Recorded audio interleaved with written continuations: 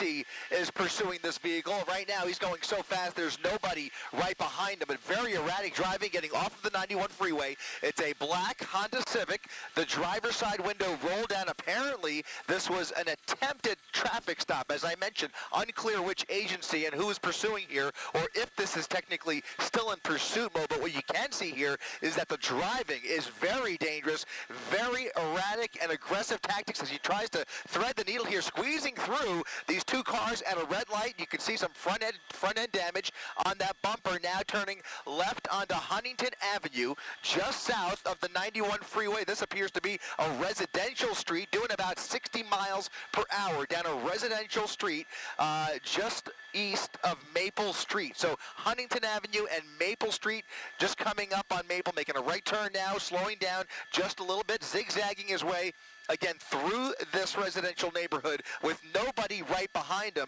but making random turns nonetheless here at a pretty high rate of speed and not really stopping for any of these stop signs. Look like he's pulling over and maybe thinking about dumping the vehicle. There goes the driver's side door opening up, and he is either going to walk or run away here. He dropped his phone, and now maybe getting in the vehicle. We'll see here. It looks like he's very, very agitated, in a rush to get away from that vehicle. Getting in a pickup truck. We'll see if he. Okay, yeah, he does not. He does. I was going to say maybe he's breaking in. He's breaking into the pickup truck. Well, I mean, he probably clearly does not realize he has eyes on him right now because he's going from that Civic to this truck. He can't break in. I wonder then, clearly law enforcement is not near here, but they must have eyes on him as well, at least be able to see what you are doing. And yeah, as you said, he's back at the car. Right, so he's getting back in that original car. Almost for a second, looks like he was intentionally getting in that pickup truck as if he also had the keys, but obviously was trying to break in there, now choosing to get away in that original pursuit vehicle. I could tell you that Anaheim PD's helicopter is overhead here. They have eyes on it. They are probably streaming ABC7 as we speak as well, and you can see now getting back onto Falmouth Avenue at a high rate of speed after failing to take over that pickup truck back in that original Honda Civic as he tries to hide out somewhere in this neighborhood. Unclear whether he's going to get back on the freeway here, but he's almost doing a complete circle as he's basically come out the other side of this neighborhood. So heading northbound now on Catalpa Avenue into oncoming lanes of traffic, some wild turns here. They have to get some ground units into this area because the driving, as I see it, is just way too dangerous to let this go on much further, nonetheless, in the middle of rush hour. Yeah, the most kind of dangerous types of pursuits there through the neighborhood, and you could people walking around, residents there out and about before the sun goes down. And schools out, folks are walking around, etc. Luckily, we haven't seen a lot of pedestrians. Thank goodness. I imagine, Chris, he's probably looking for maybe another suspect vehicle to grab and try to maybe be as incognito as possible. Still, again, not realizing people are seeing what he's doing. You've got to wonder right off the bat whether this vehicle belongs to him. It just doesn't make sense that he would just dump the vehicle for no other reason except for maybe the possibility of the fact that it might be running out of gas. So if the gas is low and if it's a stolen car, that would have made a lot of sense. Now he's parking it in a parking spot once again. Clearly, really trying to get rid of this vehicle, and now running through this subdivision here. We'll try and get across here. It looks like it's going to be North Schooner Lane as he runs through these townhomes in Anaheim. We'll try again. We'll try and get, if we widen out, we'll see. Okay, let's stay on him. Stay on him right here. He's just running around this building here. Looks like he's coming up on another couple of cars parked here, a van and a small red compact car. Looks like he's trying to break in to the van. He finds an open door in that white van, and now you can see the black and whites pulling up right behind him. He's blocked in. He's inside the car, likely trying to hotwire it at this point, and you can see they have lit him up and basically blocked him in. If he tries to back out, it could get ugly, but in any event, officers now with their guns drawn, squarely they had their eyes on him. They're just waiting for backup at this point, and obviously trying to bark some orders at him, hoping he gets out of the vehicle. Let's try and come around the other side if we can. Oh, I'm sorry. Yeah, we're actually on the north side of the Disneyland TFR, so we actually are going to be forced to hold this position right here. Unfortunately, we can't see the driver's side of that white van. But again, if you're just tuning in, there is a pursuit driver that is just he's going. Look at this, ramming into the front of that black and white. That is Fullerton Police. Fullerton Police now trying to block him in as he puts it in reverse. Wow. He's going up and down, he has nowhere to go here.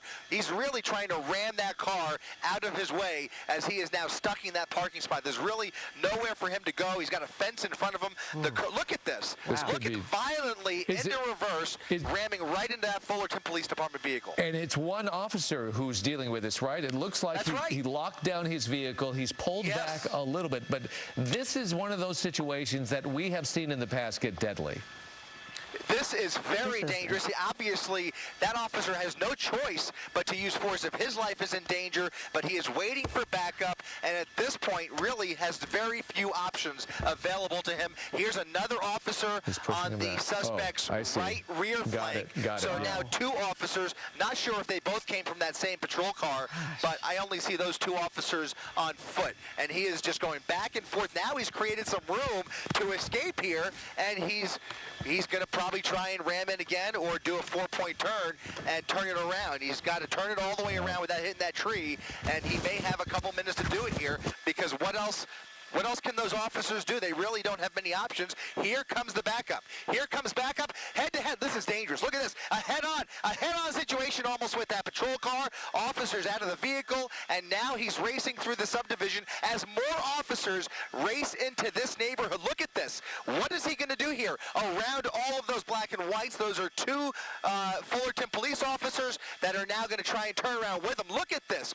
Look at what we are seeing here. He is now back on Coronet Avenue after evading four separate black and whites who were just pulling into the neighborhood to try and help that original officer after a wild scene in that parking lot. We now have a brand new pursuit on our hands here as he has carjacked this vehicle and now racing down Coronet Avenue at Maple Street. Once again, a dangerous situation on the hands of Fullerton Police here.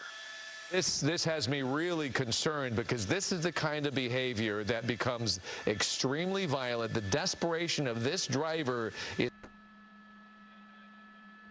Well, one thing that is unusual is a kind of a double hijacking or carjacking here, as it were, starting out in one vehicle, then ending up another, and this one happens to be, as you can see, this white van. And let's see if we can bring in Eliana Moreno. And I think she was having a little problem with reception there, but I think it's all worked out now. Can you hear us, Eliana? Not yet, I'm told. Okay, we'll keep following the video here. Looks like they're going to try to make a transition here. Yeah, it looked like he was originally, we heard Eliana, he was originally on the 91 freeway. And Chuck, as you pointed out, we understand he was in one vehicle, a black vehicle, and may have jumped in this other car, this van that we're looking at right now, a white one. This is a suspect who fled on foot into the Knott's Berry Farm area, we think. There were a couple of chases going on out there, and as soon as we reestablish a signal with Eliana, we'll be able to figure out which one this is. And I think we're on the 5 freeway here, according to our graphic there that comes from the helicopter. Let's try one more time and see if Eliana can hear us. Eliana, can you hear us? Here, you guys. There you go. And we're looking at here is a police pursuit that is on the southbound 5 at Beach Boulevard. And we are in the Buena Park area. He appears to be setting up to exit off of Beach Boulevard, which is going to put him here in Buena Park. He's right next to the auto center, and it looks like he is going to be making a westbound turn here, losing control there. And you'll notice our shot is a little bit further. We are in the Disneyland TFR, but he's continuing here westbound on Auto Center, so paralleling the 5 freeway. He'll be able to jump on here at any moment, but he just made that northbound turn, so this is going to put him into Fullerton here in just a moment, but continuing 4th at Western. Unclear again what the original want was, but it was Anaheim police that were behind the first car. It was a dark colored sedan. The driver then jumped out at an apartment building and jumped into this car. So it's unclear if either car belongs to him, but he was easily able to get into this white van and continue the pursuit. Ileana, there was something of there was another story about a pursuit that ended up in the Knott's Berry Farm area. They arrested someone there. We saw pictures of someone being let off in handcuffs. Is that related to this particular pursuit?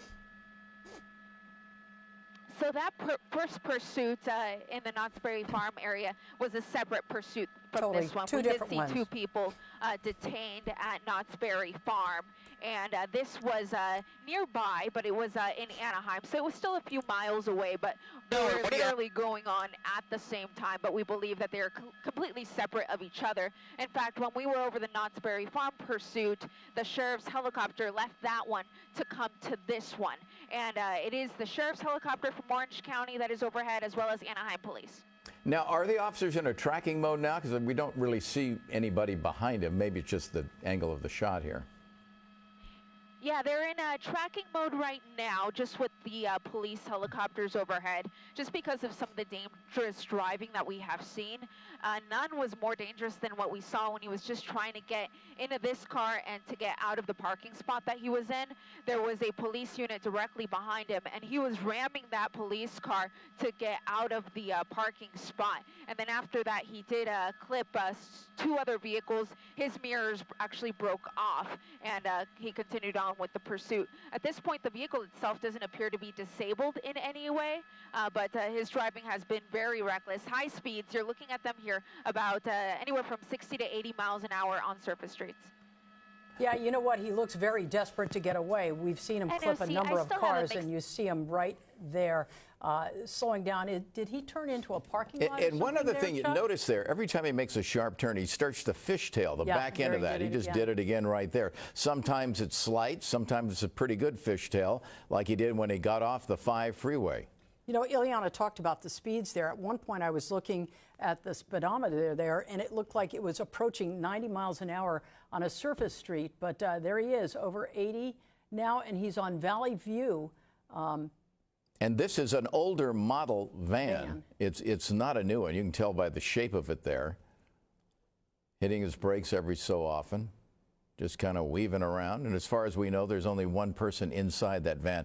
Now watch again, because it appears whenever he gets up any kind of speed at all, he starts to slide around a bit. One thing you're noticing with some of the drivers here, even if they don't see the black and whites behind them, they certainly understand a chase when someone comes up on your bumper that quickly and they try to move aside. But we're looking at him right now in the turn lane. Look at how he cuts people off. It almost looks, Chuck, like the van is not that stable. No, well, it doesn't. You can see it. They fishtailed again. Even when they appear to be stable, we used to have a lot of them here at NBC4. You know, they were not easy to drive at all. Fortunately, we got rid of them all. Once again, he is on Valley View, as you can see right here. Valley View just crossed over Alondra there in La Mirada. And as you pointed out, Chuck, maybe one person in the car. I hear the chopper. Ileana, are you back with us? Whoa, look at that one. There he goes, sliding around. Ileana, you're watching, you're providing this picture to us. Tell us where he is now. Here, and you were noticing that he seems to have stability issues with the vehicle for some reason. And we've noticed that a couple of times now. So it's unclear if he's doing that on purpose or if it's just the car itself is having some sort of issue. But where we're at is now in the Whittier area, Valley View at De Alcala Drive. So we were in Orange County. That's where this pursuit began. And look at this, driving in the center lane. Now, wrong side of the road. Whoa. Oh, no. Please move back to the right side. This is very dangerous. It's a busy street here. Again, Valley View Avenue, a major thoroughfare here through the Whittier, Santa Fe Springs area. And he's cutting through the 7-Eleven parking lot. Hopefully he goes the right way. But no, he's going to go the wrong side of the road here in front of oncoming traffic. Oh, gosh. I have no idea why he's doing this, because he really could be going the right way and just decides to go the wrong way. There's no units behind him. No units behind him, so this isn't a situation where he feels pressured by any units trailing him behind. It's just the helicopters overhead. They're in surveillance mode because they wanted him to think that he was no longer being pursued and that he would hopefully drive a little bit more carefully, but clearly it's not working. No. And not only is that right over the difficult curb. to maneuver that van, you can also notice he's only got one headlight on. So it probably has some other problems as well. You know, I want to bring in Dr. Errol Southers look with at us this. right Yeah, now. look, he's going up on the curb. Yeah, Errol, are you with us? You I certainly come am. out of law enforcement. You're watching this with us. Oh, Have you ever seen anything almost like this? I segue. mean, what do you do as law enforcement to stop this guy without endangering the public? Errol? Well, Well, you the can- only thing you can do, Colleen, is what they are doing, which is to follow this pursuit. And unfortunately, they're going to try to get ahead of him. It looks like he's in a parking lot now.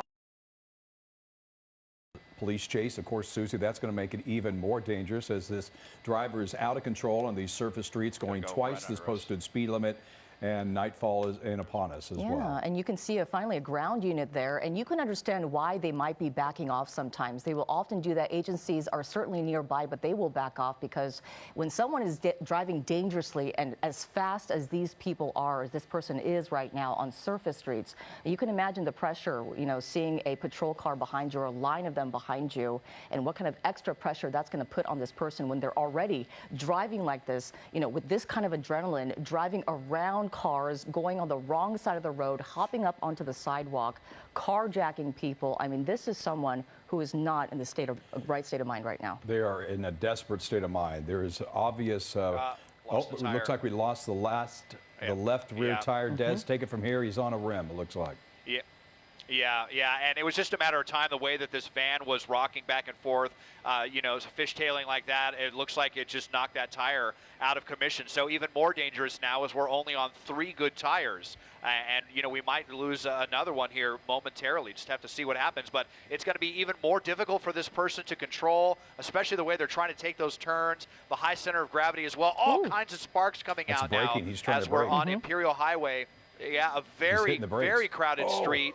And, right through a gas station where there's going to be people out all over he's the gonna place. hit those people. Oh, just threading the needle. Look at that. Wow.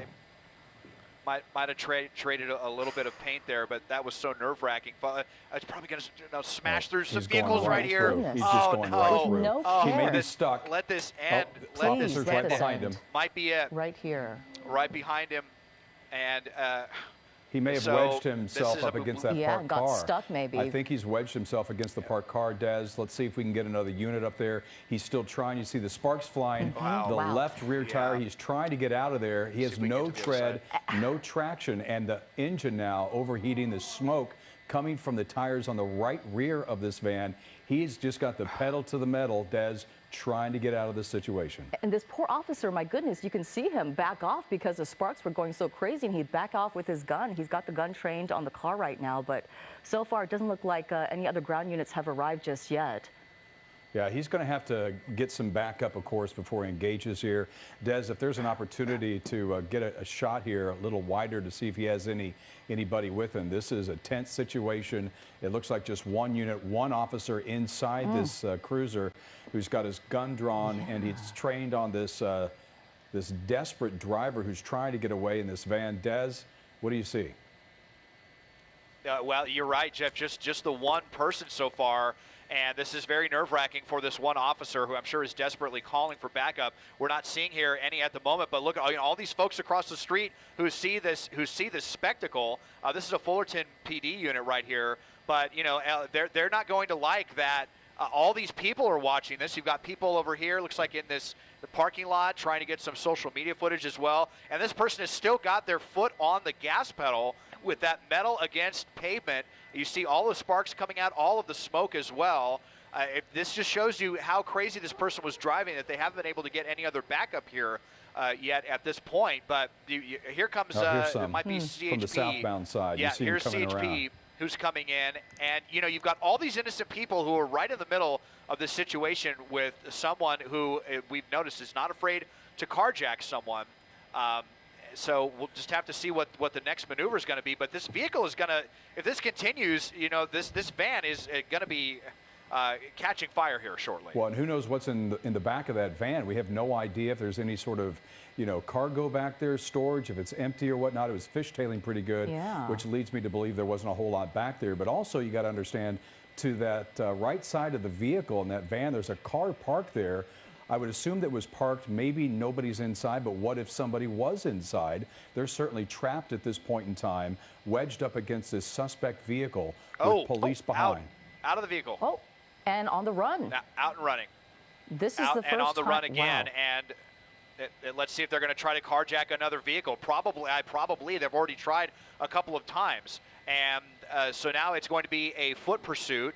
And I don't see any other units here in the area. But again, have to wonder if this person is armed with the way that, you know, they were trying to carjack someone earlier, and how were they even able to take that van. So out here for a run now. This is going to be Leffingwell Road near Inez Street. Underneath, yeah, getting awfully dark out here as well. Now here's another unit. Oh, he's getting out. Okay, and here come, yeah, and so coming into a home right here. It looks like there's a home, but also a large truck yard or something.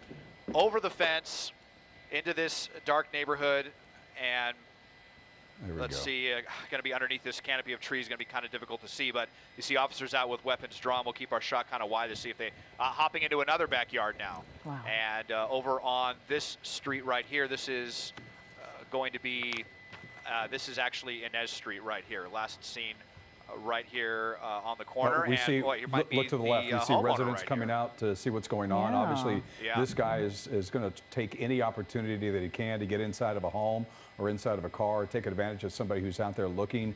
That person out in front of her home, very vulnerable at this point in time, because that suspect in that desperation mode of trying to get away has done so much to get to this point. And you just hope that he doesn't assault somebody, try to get in somebody's house, and gets holed up in there, and then this could be an hours-long ordeal. I mean, this all started with a stolen vehicle. The want was a stolen vehicle in Anaheim. It was a Honda sedan. That person actually got out of that car and then tried to carjack someone else. That didn't work. So then they went into a neighborhood and carjacked another car. Look at the resident. Like there they go. right Look at that. That's a resident. Like a resident and the suspect, maybe exchanging some words and some. Oh my goodness, this is very dangerous. Wow. I think the homeowners are fighting with the suspect. He's trying to get in that truck. He's going to carjack that truck. No, he's going to take it. No, and the person is right in front of the vehicle. vehicle Oh my well. goodness. And their dog. Just so dangerous. Oh no, it's through the. The second car he's carjacked.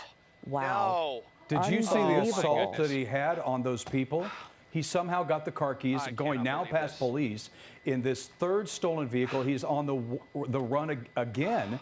This is a work truck, it looks like. The family obviously very upset with what has happened. He fought his strong-armed his way somehow into the home to get the keys, or somebody taking the front bumper off of that car. And now again, Des, he's on the run. I hope those people that he assaulted in the driveway of that home are okay. He obviously strong-armed them to get the keys to this truck, and now once again on the run. I mean, as Desmond was saying, he's got to be armed, because the number of people that he is carjacking, I can't imagine he went into that home and asked them politely to give him the keys and hand over the keys, and they just did. My guess is they were forced to hand over the keys, and that's why they were fighting and saying, no, don't do that, don't take my car. Stood in front of that truck, even that work truck, before he turned on the lights and drove away. So this is the second carjacking that we are seeing during this pursuit. This suspect, as we were telling you, actually originally tried to carjack one person and then got into another van in a neighborhood because he failed to carjack one person. And then after that, that van was, the sparks were flying on that van because of a lost tire in the rear end. And then after that, this is what we're seeing. He went into a neighborhood, ran on foot, got into a house somehow, and got the keys from the residents, and now again on the run in a new truck. Pure insanity. And you saw how he was able to pass a number of police cruisers responding to the scene, not knowing that he had already taken this vehicle, drove right past them. Unknowingly, they didn't have any idea that he was in this pickup truck. He was able to escape and take off because he was accosted and assaulted the homeowner and somehow got the keys. We don't know if it was at gunpoint, some sort of weapon. But you could see, if we have a chance to show you in the inset, I think I'd like to show the viewers the assault that occurred on the family. There appeared to be, here we go, on the right-hand part of your screen, it appeared to be 4 men, if I could see. And 3, fighting and in one some of way. them, of course, being the suspect, very agitated, trying to stop him, and then even get in front of the vehicle there as he turns on the light, starts up the truck, and then takes off and steals yet the second car. Actually, it would be the third, was the initial one, and takes off with their pickup truck.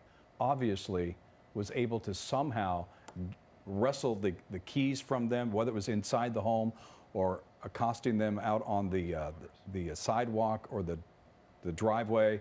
Des, now he's turning off his lights, and he's on Fidel and Beatty in Whittier. Yeah, I mean, and this is just so infuriating. That was someone's livelihood, you know, right there, Jeff and Susie. You can see that this is a work truck, probably a small business owner. This person came into their home, and you saw it looked like other residents there were able to chase the person out of the home, but were able to get the keys somehow. I was really, really concerned that we were going to see someone or one of those people's dogs get run over. I was at least relieved that we didn't see that. But this is a level of desperation I don't think that I've ever seen.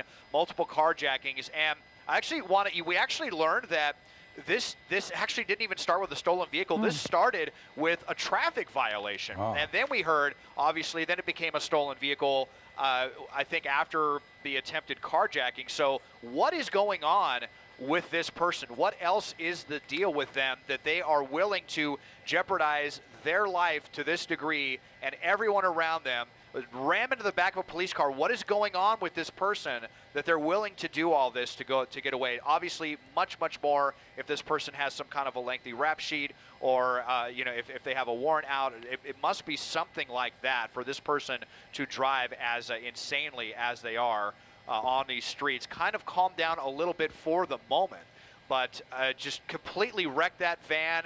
Untold amounts of property damage, plowing between multiple vehicles, and not to mention the police cruiser from Fullerton PD, which got mangled, getting rammed into as well. Onto the wrong side of the road, right between 2 vehicles again. Oh, I had said it to calm down for a moment, then he does something like that. Yeah, no kidding. You can only imagine, though, the delicate and challenging operation this must pose for law enforcement officials who are obviously want to get this guy off the road because he's posing such a big danger to the public, but also the fact that, I mean, they don't want to put too much pressure on him, too, to drive even more crazy, if you will, on these surface streets. I mean, he's going, 70, 80 miles per hour on these surface streets. And as we've been talking about, it gets dark earlier now. And this is the time that people are out and about in neighborhoods. They're walking their dogs. They are jogging. They're maybe, outside, recreating and things like that. And it just makes you so nervous. So we're going to take a look at the video on the right. It appears now we're getting information the homeowners were able to fire shots at the suspect. We're told at least 3 shots were fired in the driveway of this home.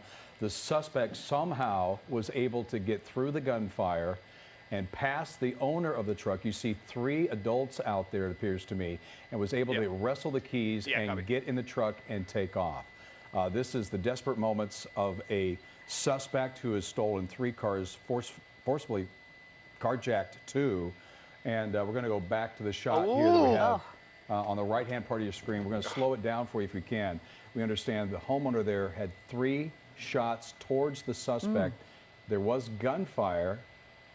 Yeah. I don't know if we can see the muzzle flash or not, but we do have that confirmed through police sources that the owner of the vehicle shot at the suspect, but you can understand just the heightened alert there. Oh, you see that? I see the gunfire down to the ground. At that point in time when the suspect was already in the truck. So they're trying to defend their property, defend their lives.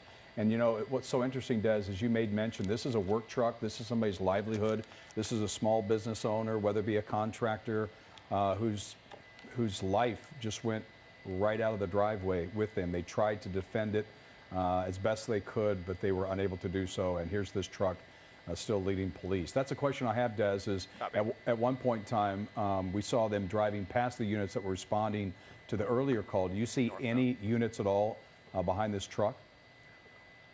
just widen out and look a little bit here as we're on Norwalk Boulevard, and I don't see any at all. But you've got to imagine here a lot of different law enforcement agencies are communicating right now about this maniac coming through their jurisdiction. We've been through a lot of cities now at this point. We first heard about it in Buena Park and briefly in Fullerton and in Anaheim, and then Santa Fe Springs, Whittier, and yes, we're in the Whittier area now on Slauson Avenue, very busy street right here. So no units directly behind them that we have seen, but you would hope that that is in the offing, because it doesn't seem to matter if there's any units behind this person or not. They're continuing to drive so crazy like this. The helicopters overhead, they are there, definitely probably trying to guide some units in right now. Definitely a lot of communication going on. What are they going to do about this person? I mean, yeah. I just can't imagine. We see desperate people all the time in police pursuits, but this level of desperation probably going to go right over the median here, which is basically his MO, and right through the intersection, right into oncoming traffic. He's been doing that over and over and over again. This is somebody that took this pickup truck, carjacked it by force, was fired upon by the owner of the truck at least 3 times, and was still able to steal this vehicle.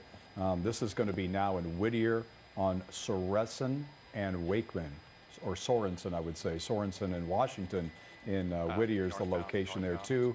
Oakland County Sheriff's deputies, Oakland County Sheriff's Department helicopters are overhead following, but Susie, we don't know of any ground units at this time. Yeah, and you can imagine how difficult it would be to even try to follow this person. First of all, they're not going to, because they don't want to put that extra pressure from behind on this person to drive even more dangerously. But, we certainly don't want to see that. But they want to get this person. I mean, look at the way this person is driving right now. Just case in point throughout this. I mean, getting so close to those cars on the wrong side of the road. And, I mean, we started this with a traffic infraction. And we talk about evading police. He rammed a Fullerton police patrol car. There was a carjacking attempt, 2 stolen cars. I mean, this person, Desmond, we were talking about if it was just a traffic infraction, then why run from police, right? Yeah, and that's on the right-hand part of your screen. I'm sorry, Des, I'm just going to just make a reference to the inset box, which shows the ramming of that police vehicle. Go ahead. Yeah, absolutely something else going on here. We can only imagine, but a lot of times when you see someone, if whatever it is, if it was an illegal left turn or whatever the police are trying to pull them over for, and then they go and initiate something like this, there is something much deeper afoot with this suspect. And this person has, this guy, we know it's a guy, has no idea how lucky they are for one to be ramming the back of a police cruiser and to not have had shots fired on them, even less than lethal. I was really surprised at that. And then we know that they had shots fired at them by the homeowner in the middle of right in their front yard right there, and to not have been hit by that, and not to mention blowing through all of the lights, going up on the curb, all of the things, that this has not ended in some kind of a crash shot already is incredible. Yeah, and not getting shot. I mean, just so lucky in so many regards. It's truly unreal. As I take a look at the right-hand part of your screen and that assault to get the truck, it appears to me the suspect pointed something, possibly a gun, right there. He pointed to get away from them. They back off. And then it appears that there was a struggle between the 4 adults, one person with a gun, to keep that person from shooting at the suspect, because it appears that there's a little bit of an argument going on, and then the gun is fired twice towards the ground. So to me, it looks like maybe there was somebody within that family that was arguing to not involve the gunfire and the gun, even though it appears to me, Susie, that the suspect pointed something at the homeowner and the owner of the truck, whether it was a knife or a gun or something, but it was enough for them to back off immediately. Exactly, something threatening, I mean, beyond a gun, because they have a gun. So if you have a gun and they have a gun, that person would probably also be scared, as we're going through a parking lot right now. They'd probably also be scared, the person driving this car, that they might get shot in all of this. But it seemed like an internal struggle between the homeowner and a couple of people as to if they should use the gun or not. So, Des, where are we now? we're inside of a large shopping center right here, somewhere where we could have seen a lot of people walking around. And fortunately, we really didn't there. But that's my big concern. Earlier we were in that neighborhood where this last carjacking happened, this truck jacking, and we saw all the people out there walking around in this neighborhood, and now blasting along here up to 70 miles an hour on Hadley Street. So not too far away from the 605 freeway. But you see the spotlight there overhead. Orange County has been on this one like a hawk. And you just have to wonder how this is going to end, and if this person feels like they're going to probably carjack as many vehicles as they need to get away. It is clear that this person has absolutely no intention of giving up. It's just really just what's going to happen next with this insanity. Wow, right through there, through another red light, so close, could have gotten T-boned right there. This driver is not going to slow down, Des. I think you're right, because we've seen the desperation, taking that van and trying to get away, lodging it up against a parked car with police right on his tail. He was able to escape and then run and then get into this vehicle. Des, you're right. This is a desperate person, and you just wonder how this is going to end. Yeah, no kidding. And this is the third car that we are seeing the suspect drive during this pursuit, and we've been on it just over 20 minutes here now. And if you're just joining us here on CBS 2 News at 5, this has been breaking news. A wild pursuit of sorts, if you will. The original want was just a traffic violation. It was in Anaheim. There was a Honda sedan that was a stolen vehicle, we believe. And that person tried to carjack another person. That failed. Right. So then they got into a van in a neighborhood, drove that until sparks started flying out of the left rear tire. And until that happened, then they actually, as you see on the right side of your screen, tried to ram another police car, and that has been the MO. This person is doing whatever they can, taking any kind of desperate measures to evade police, and this is going to be among a list of charges this person is going to face. And I'm hoping that we're not adding more charges to this. This is a scene from the pursuit when we saw that person right before they took the truck that they're driving right now. They went and fled on foot into a neighborhood, somehow got into this house, and whether they took the keys by force or maybe, demanded them and with a gun and pointed a gun at them and said, "Give me the keys to this truck." You can see the people. They ran out of the car or ran out of the house with that person, pointing a gun at him. Actually fired shots. We saw them as we slowed that video down, but this person got away. But as Desmond was talking about, the Orange County Sheriff's Department keeping their chopper overhead. I believe the Anaheim Police Department also had theirs up above at one point. But you can see the desperation on the right side of your screen with those neighbors really trying to keep that car on their lot and trying to keep that person from taking their car. To me, that looks like a father with the weapon and maybe his younger sons that were imploring him not to use it. Definitely, there's definitely a struggle as we go back here live. He turned around on this road. This is Alta Avenue at Beverly Boulevard and Whittier at one point in time. This is more interesting here, Susie, the behavior now. He's slowed down just a bit. He seems to be more contemplative as to what he's going to do as opposed to just driving as fast as he could to get away. Now he seems to be kind of maybe, I don't know if he's trying to case this neighborhood or maybe he knows this neighborhood, but he's plotting something here. Is he going to park and get out? It's a good question. I mean, he's turning around again. Or he's just going to do another U-turn? Okay. Yeah.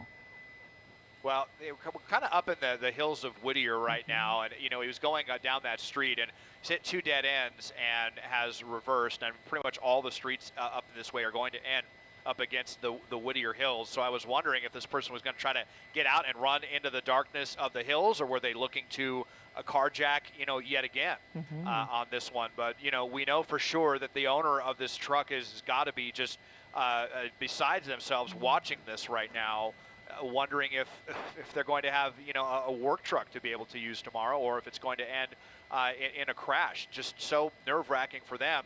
I mean, just imagine being in your home. You just got home. This person bursts in out of nowhere, demanding the keys, and then all of a sudden you're in a struggle, and now you're watching your work truck stolen live on television. The at least second stolen vehicle on this one, and what is this person going to do next? It looked like maybe they were looking to get out of the vehicle. Now, not so much. Yeah. And any ground units nearby that you see right now, Desmond? You go forward. I do not see any ground units. That's LA County Sheriff's helicopter now, we understand. It's their spotlight right now. The two from Orange County have pulled off at this point. So it's now that we're up into LA County and on a really kind of wooded area here of Beverly Boulevard.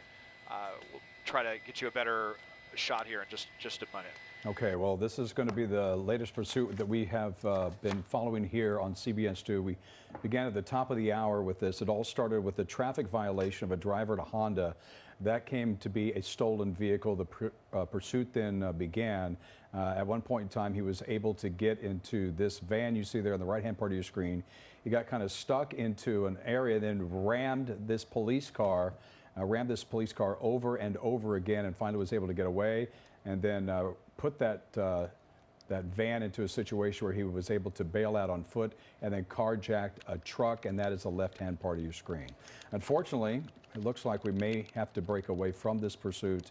We do have a situation where we need to fuel our helicopter, Susie, and so we're going to be able to follow this.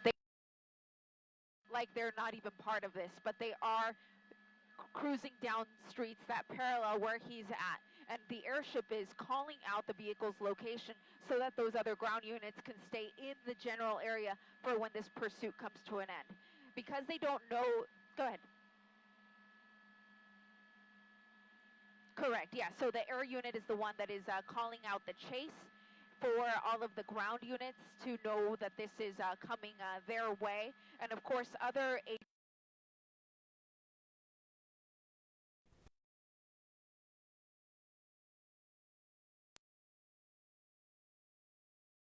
Are these sheriffs? Now on Norwalk Boulevard, guys. Are these sheriffs? Do you know? These are going to be LA County sheriffs. That's correct. I think I counted at least six. At least six that I saw. Okay. All right, this is going to get extremely dangerous. We are still in Whittier. We're near the 605 freeway. We're just off of Workman Mill. So this would be his chance to get on the freeway if he wants to. But for the most part, he hasn't been on the freeway at all. We just saw him get on the 5 freeway for about 1 exit's worth before getting on surface streets. But here you go.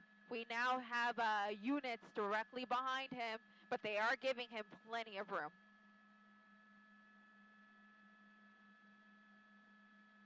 I think it's because the tracking mode hasn't worked, Chuck. They tried it for a long time, but clearly he continues to drive very recklessly. So now the officers really need to weigh their options.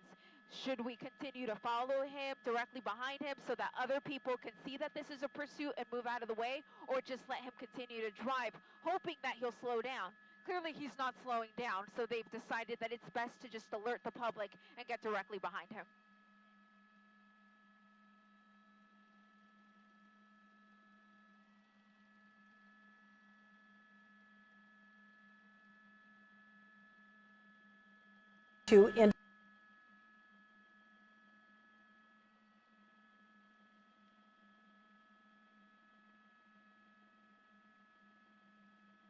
Yeah, it's really difficult to tell if there's any pattern to his driving, just knowing that this started all the way in Anaheim. And from covering pursuits, we know people tend to return to an area that is familiar to them. So I would venture to say he would try to get back to Anaheim. But at this point now, we're all the way up in Industry. So we've left Orange County and now are in LA County. And he's, again, very close to that 605 freeway. And now I'm actually hearing this pursuit on the LA County channels. So I'm hearing LA County sheriffs calling the pursuit.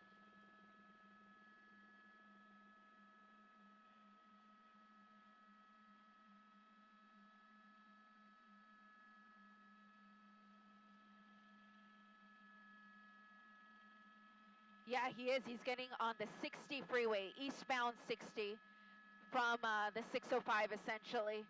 Wow, look at that. He's starting to drop things as he's right at the merge with the 605. So we'll see if he tries to get on the 605 south. That would be my guess, again, because I think he would want to return to Orange County. But if he moves to the left, as he is doing now, it's going to put him on the 60.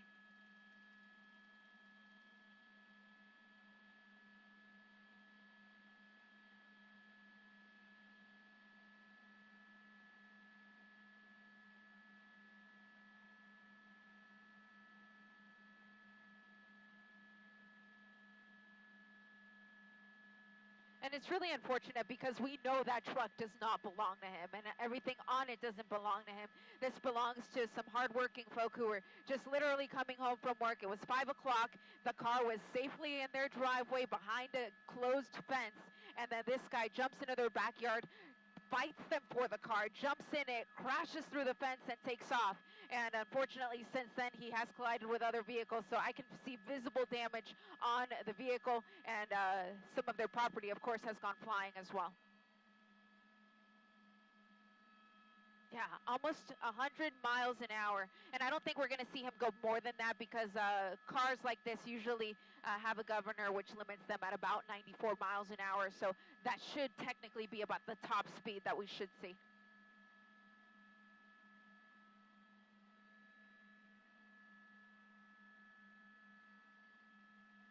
Yeah, so we're coming up to Crossroads Parkway, so we're eastbound on the 60, just east of the 605 freeway. So we're in the area of Avocado Heights, City of Industry, Hacienda Heights. We're going to pass all of those cities here as he continues eastbound on the 60. And for the most part, it looks like he's sticking to the fast lane, not the carpool, but the fast lane. And some slower moving traffic up ahead of him. So it looks like he's just going to weave in and out of traffic here as needed to continue to evade the police.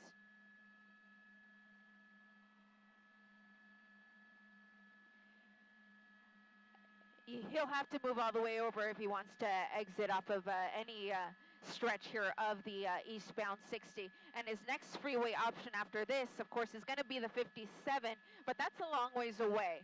So we'll see if he gets off before then, or if he rides this out to the 57.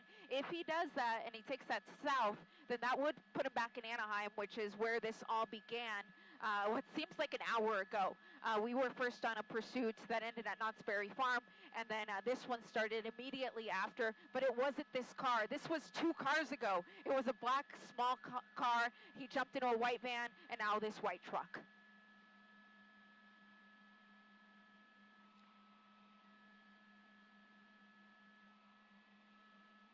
Yeah, normally CHP would be called in. At this point, I'm just hearing it on sheriffs. So if I get a chance to check the units, I'll be able to tell if CHP is behind him. I can tell you that when he was still in the white van and he was at a dead stop because he had lost that tire, I saw CHP there. But that was at least 30 minutes ago now, so it's unclear if they're behind him now. But they are the police of our freeways, so I wouldn't be surprised if they do get behind him at some point.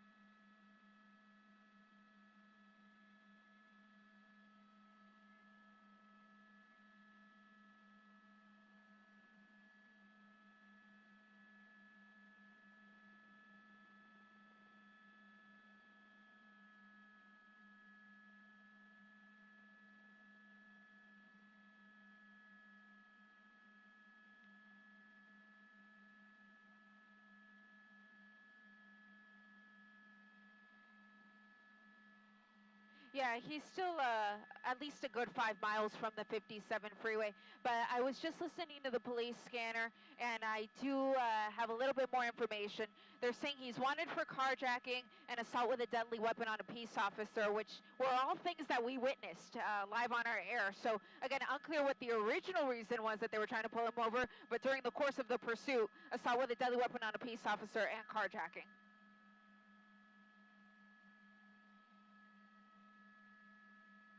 Yeah, that would be when he that would be when he rammed the police car. It's kind of behind us, Jim. He got off the freeway. Correct, yeah. Yeah, so car, go ahead. Yeah, we're City of Industry. He just exited off of Azusa from the 60 freeway, and he's making a turn to the east. So this is perfect for us, Jim. Thank you. James Pollard at the controls there of News Chopper 4. Yeah, just clipped that car again, or another car. We've seen him do it so many times now, too many to count. But again, yeah, we're hearing carjacking, which was when he took this car, assault with a deadly weapon on a peace officer, which was when he rammed the police car when he was in the white van to get it out of that parking spot.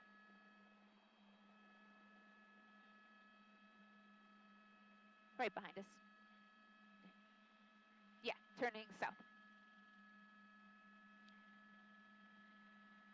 And so another question you guys had was CHP. I just heard them say CHP was notified and they were told they could take over the pursuit, but now that it's back on surface streets, we're back in Sheriff's Department territory. So at this point, I would venture to say CHP is going to back off until the pursuit gets back on the highway.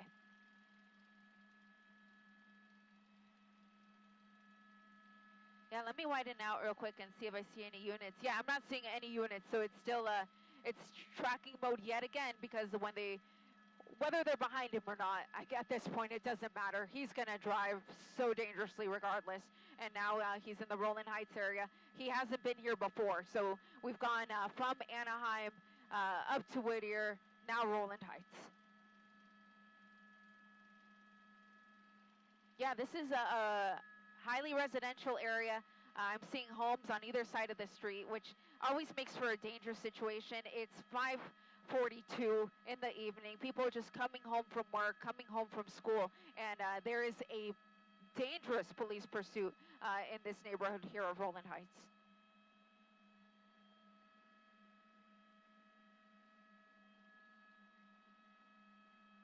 Right behind us, Jim.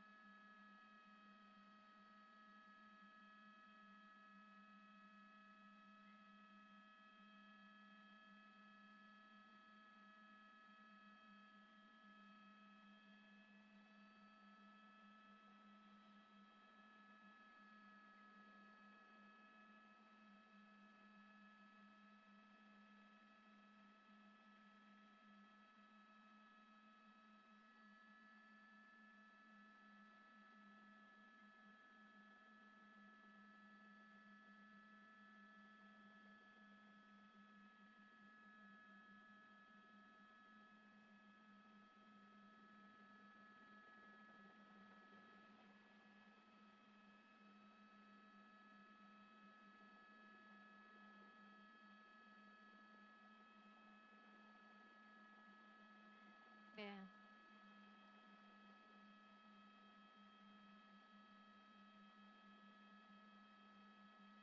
He's gonna go southbound, westbound, Cleveland.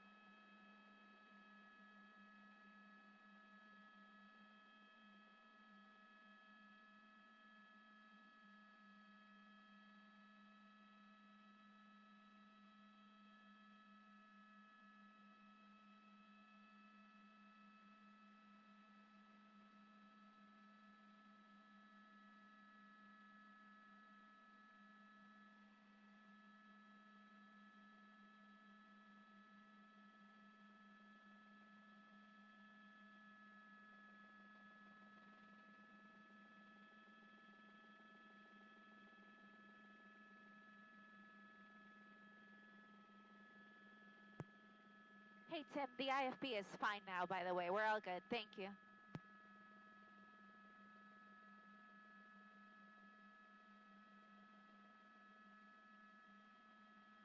Whoa.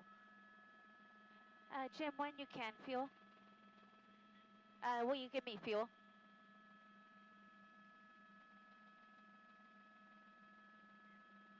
Booth, 1 hour.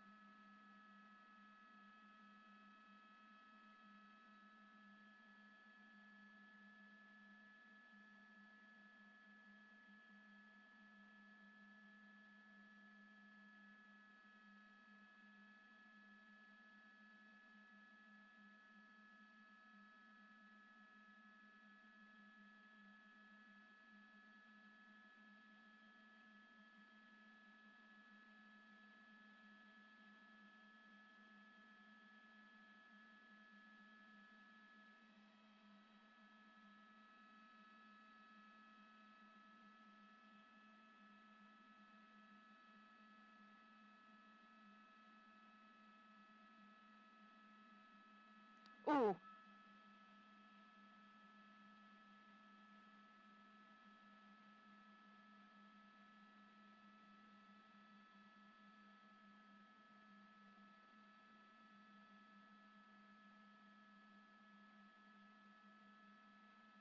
Yeah.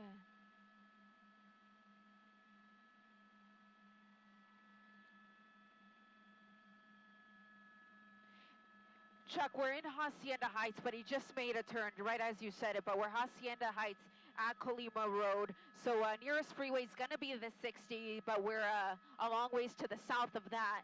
You see the units that are behind him now. I'm seeing at least 3 from my shot, but on the scanner, I'm hearing that it's actually 5. So hearing that there's 5 units of the LA County Sheriff's Department that are in pursuit of this guy. Hot pursuit now. You can see that they're not giving him as much room as they were giving him before. Now this is so dangerous though, because it's just one lane in each direction here. Again, on Colima Road at Hacienda, just on the other side of these trees here. As Jim brings the chopper around, we'll see the car again. But this is so dangerous because it's so narrow. Again, just one lane in each direction. And this guy is like a bullet, just traveling at high speeds here on a very dangerous road normally. And now that he's on it at these speeds and so desperate to get away, it just increases the level of danger.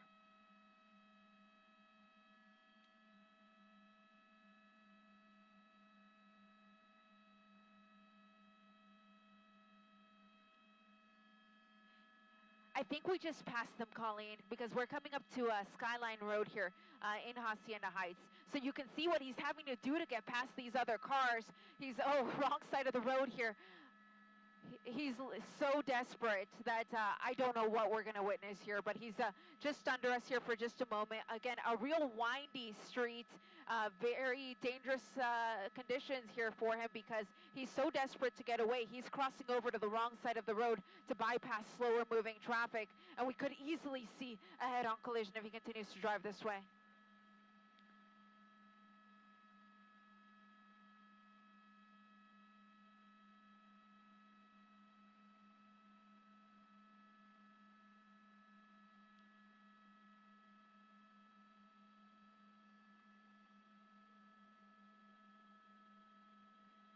And I think they just have to stay on him now because they need to alert the general public of the danger that is coming their way. When people don't see those units behind the vehicle, they don't know that this guy is the danger that he is. But at least if they see those ground units behind him, they're going to hear them obviously as well with the sirens on.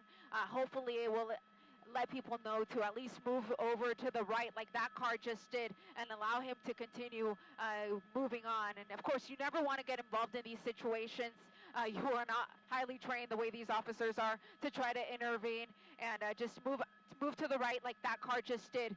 Let the pursuit go by and then get back on the road when it's safe to do so.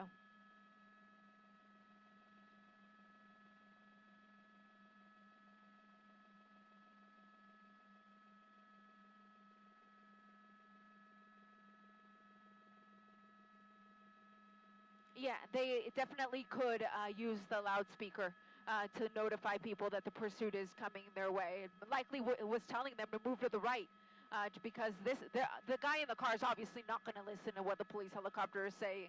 But the regular folks on the road, if you hear the helicopter saying move to the right, you're just going to do it. And fortunately, we got out of that stretch without any major collisions. But he's still on Hacienda Road coming up to Russell Street in La Habra.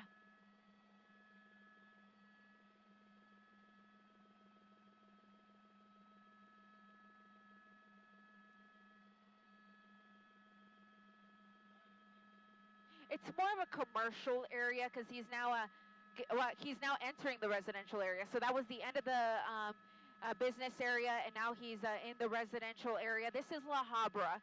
So we basically went from north to south, and what I'm seeing here is homes on either side of the street. So yeah, residential area off of El Rancho Drive. And again, unclear if he knows where he's at. I highly doubt it. I think he just felt pressured by the units that were behind him, and this is where he ended up. Again, this started, as far as we know, it started in Anaheim, and he's been getting that much closer to Anaheim as this pursuit has gone on. End of the road. Here we go. Let's see what happens. Cul-de-sac. He's going to try to hang a U. Oh, this is not going to be good. Okay, I'm going to widen out just for a little bit because we don't know what's going to happen. Okay. Right by them. So he just picked up another assault with a deadly weapon on a peace officer with that little move that he just tried because he came right at the officer. So that's the second one so far.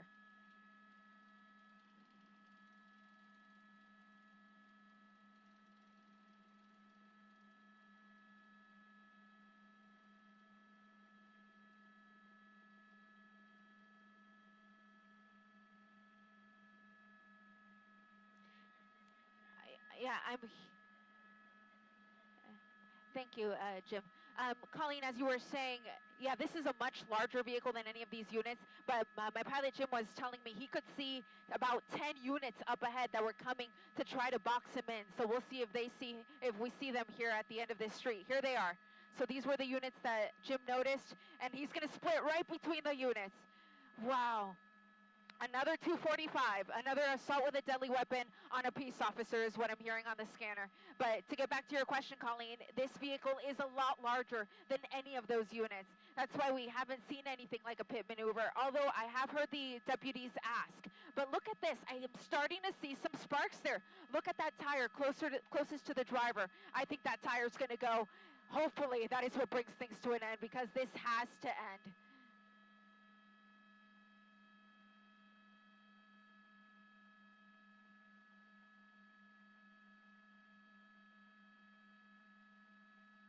And we just saw the tire go flying, Chuck.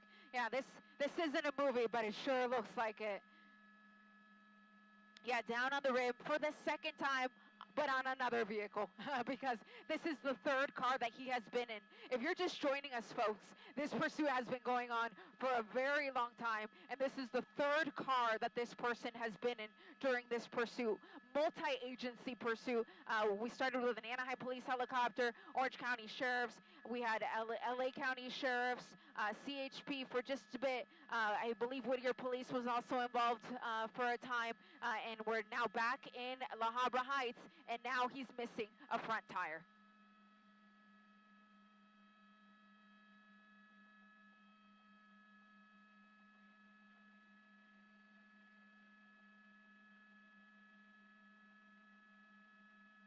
Yeah, he's completely missing that tire. I can see just the rim, and that's why we're seeing the sparks go flying.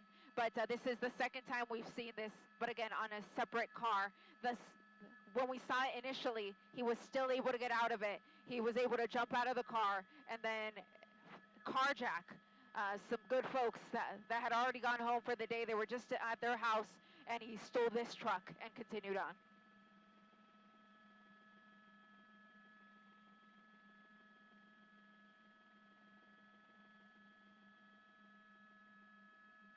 Yeah, so he's headed back up Hacienda Road. So you remember that stretch we were on where it was just one lane in each direction? We're headed back that way. But this time around, he's missing a tire, so I have a feeling his fortune isn't going to be as good this time around. He's going much slower than what we saw before, about 40 miles an hour, and that we're seeing sparks because he's missing that front tire, but that rim's only going to be able to last so long. As he continues on here, La Habra Heights with deputies close behind.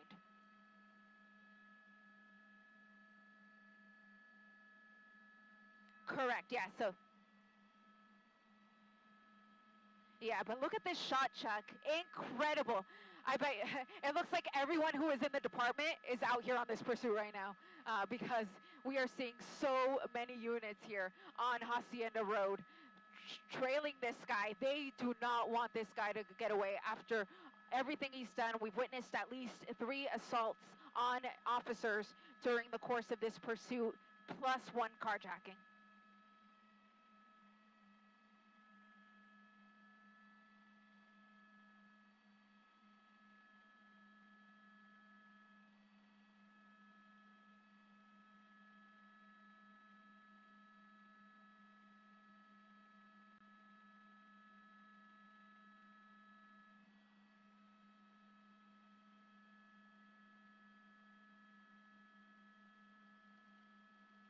Absolutely crazy.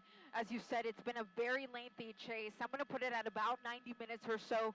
We first had it in Anaheim. It was just the Anaheim police helicopter overhead, but that was 2 cars ago.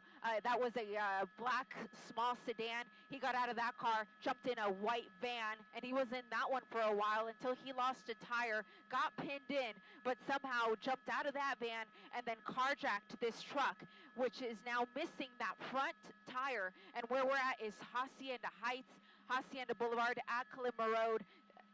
Even though he's missing a tire, look at those speeds, folks. He's going about 60 to 70 miles an hour just on 3 tires alone.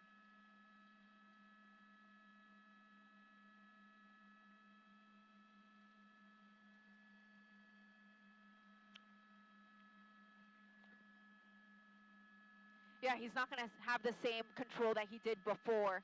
And the second car that he was in also didn't have great maneuverability. And when he first started out in this truck, it was a very nice truck. It was intact. But since then, I can see a bunch of body damage. The tools that the rightful owner had have gone flying. And of course, now it's missing that front tire. But even with that, he's still top speeds here in Hacienda Heights.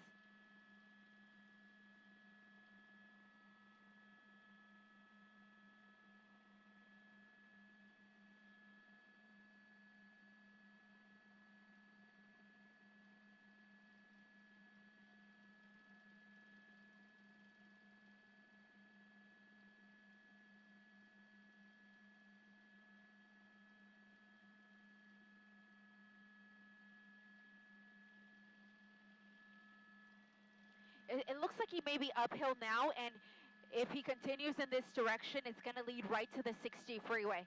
So we'll see if he tries to get on the freeway. In a way, when a pursuit is on the freeway, it's slightly safer because at least you're not going to have any cross traffic, any red lights, any pedestrians, any cyclists. But he's going to go right under the freeway instead. So it looks like he's going to continue on here. Hacienda at Shady Bend Drive here, Hacienda Heights. Oh, he just collided with some cars. Oh my gosh. Wow, he just pushed that Jeep out of the way and is continuing on.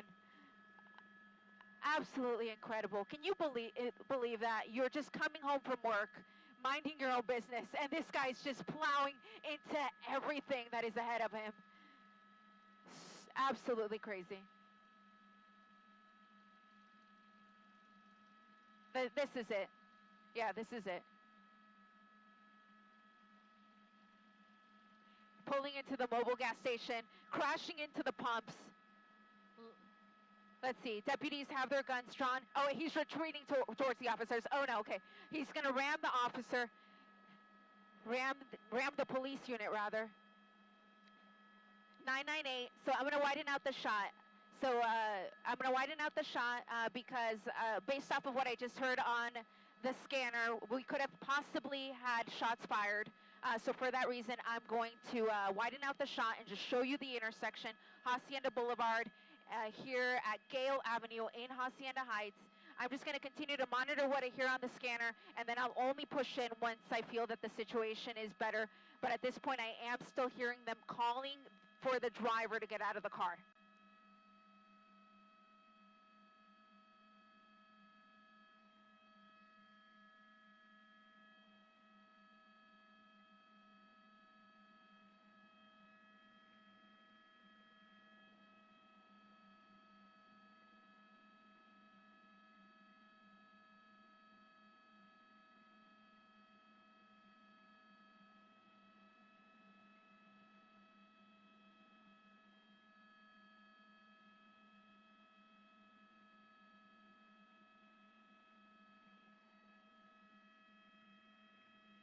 What?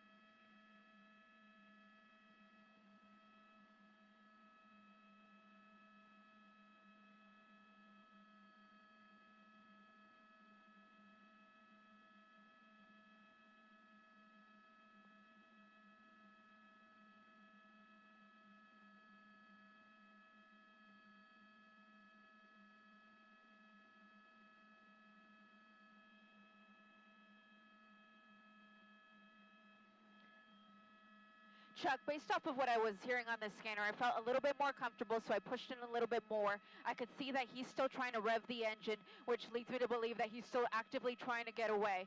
And what I'm hearing is that they're asking for less than lethal rounds, and they're getting those prepared so that they can fire into the vehicle and at least try to break the windows so that they can have better sight of the driver. I'm also hearing that the police canine is ready to go. I can see him there on the bottom of my screen. So what they typically try to do in these situations is try to break the windows, and then the police dog can't jump in after the person. So that's kind of where we're at right now. Again, it's unclear to us at this time if the driver was armed in any way, but based off of what I'm hearing, he is alive and still actively trying to get out of this situation. But that is what you're seeing here. Again, Gale Avenue and Hacienda Boulevard. In Hacienda Heights, the mobile gas station here on the corner. Very large police presence here from the LA County Sheriff's Department as they continue to try to take this person into custody.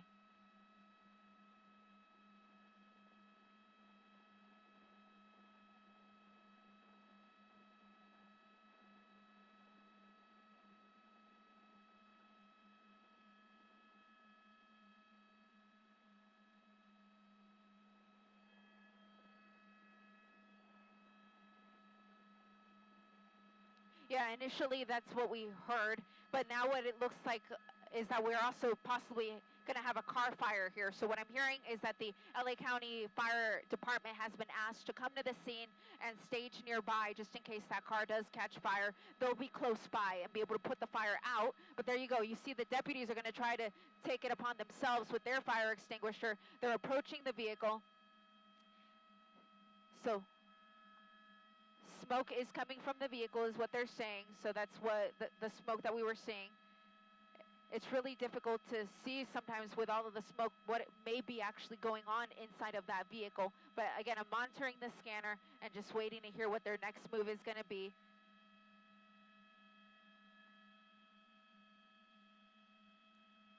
Yeah, as far as we know.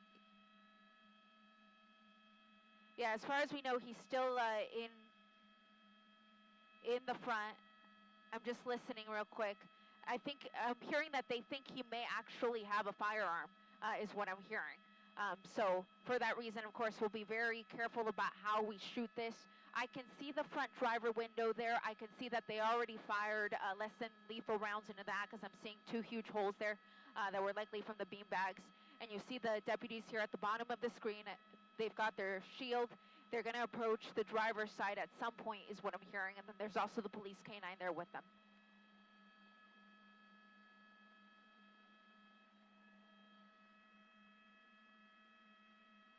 Yeah, at this point, that it's obviously not broken enough, but sometimes what they'll do is they'll have a deputy come up and with his baton break the window.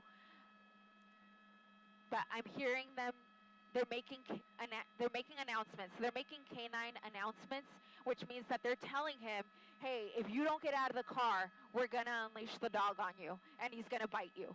So they're warning him. They're going to say it several times. They'll say it in multiple languages.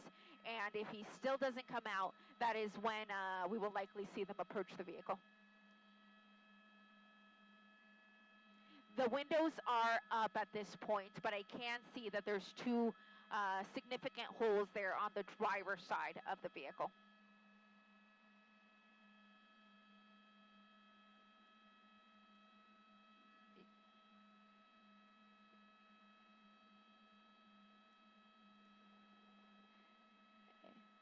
It definitely is dangerous. We have seen it done, though. They'll use a shield as cover and then come up to the car, break the window with the baton, and then let the dog in. So I've seen it done before. It is dangerous, especially if they think that he could possibly be armed. So that does increase the level of danger. But at this point, I'm not seeing too much in the way of movement in the vehicle. I can't zoom in too much, of course, because there's a possibility that he could be armed, but I'm continuing to monitor the scanner and just relay what I'm hearing.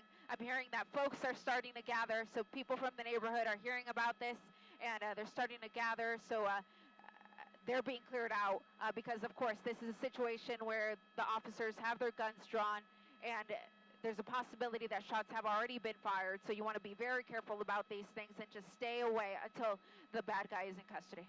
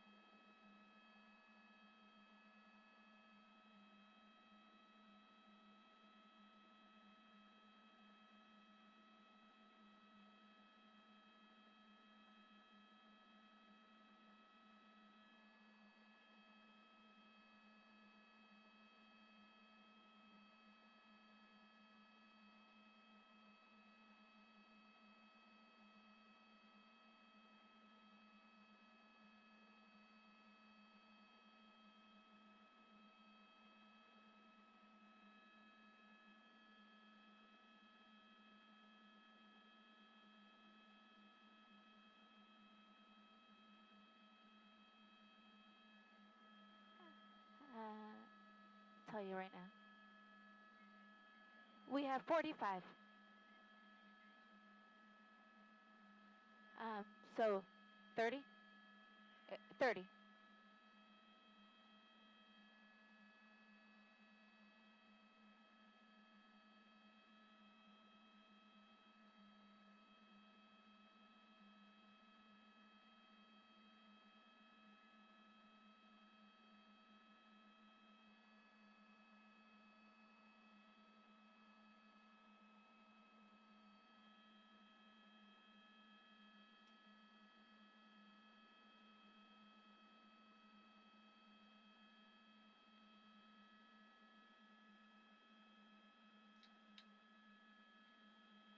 Yeah, difficult to tell. I think the rear light or the rear window is up rather. Yeah, hard to tell, but what I can tell you that I'm hearing is that they are making commands to him and he's being uncooperative, which leads me to believe that he is alert enough to understand that he's supposed to get out of the car and is just choosing not to. So that's just based off of the preliminary scanner information that I'm hearing that the deputies are talking about on the ground. And then when I did zoom in on that window, you could see that you had those 2 beanbag holes from the less than lethal rounds on the driver's side of the vehicle. But yeah, that rear window appears to be up on this side. I can't really tell the other side, of course. But they're not talking about him actively moving around or anything like that. They're just saying he's being uncooperative.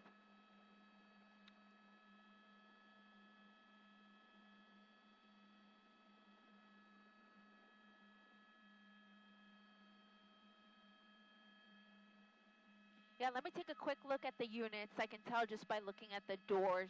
It looks like for the most part, everyone I'm seeing is going to be LA County Sheriffs.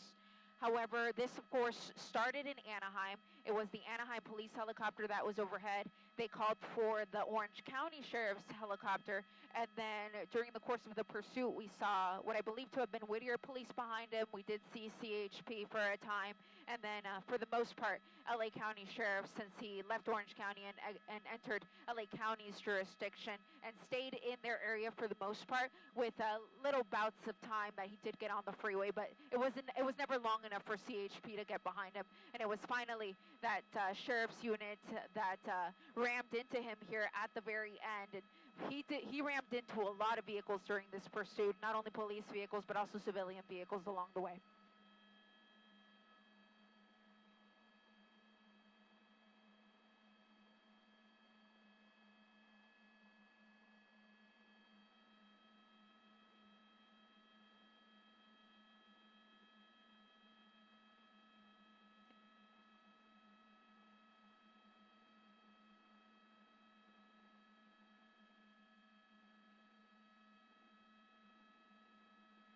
And they're moving in. You can see that those 2 deputies in the front have a shield. This other deputy has a stick that he's going to use to break that window, which he just did. So this will give them a chance to take a peek in, and we'll be able to read their demeanor here, and that will answer some questions for us about how they think this guy is doing. I see them trying to unlock the front door. I don't want to push in too much, of course, because we don't know the exact condition of the driver.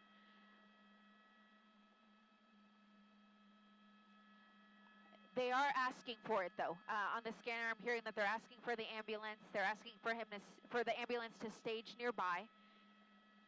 But they're still working on getting the driver out of the car.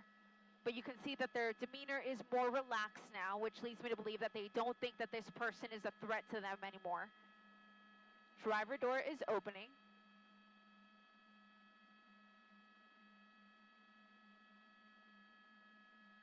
And they're saying that, there we go, the driver is in handcuffs and in custody.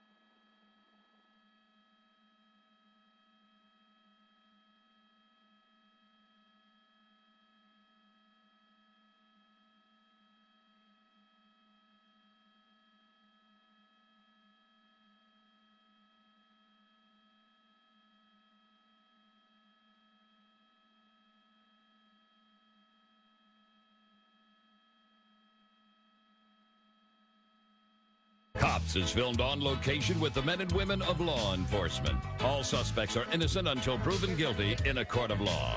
Bad boys, what you gonna do? What you gonna do when they come for you? Bad boys, what you gonna do? Police vehicles.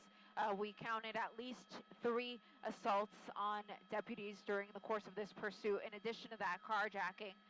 And he's now sitting in the back of this patrol unit, but I am hearing that the LA County Fire Department is staging nearby. They're going to come check him out. If he is injured, then he will be heading off to the hospital.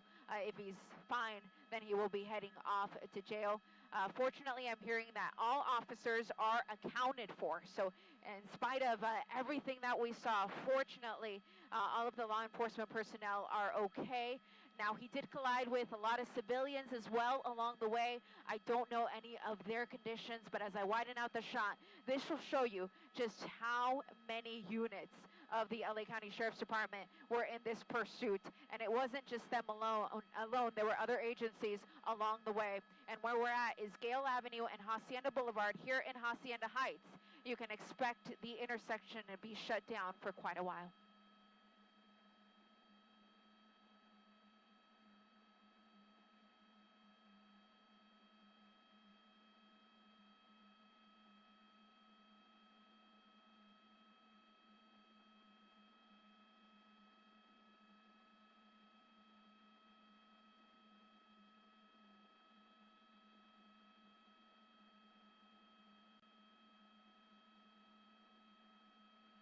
Thanks, guys.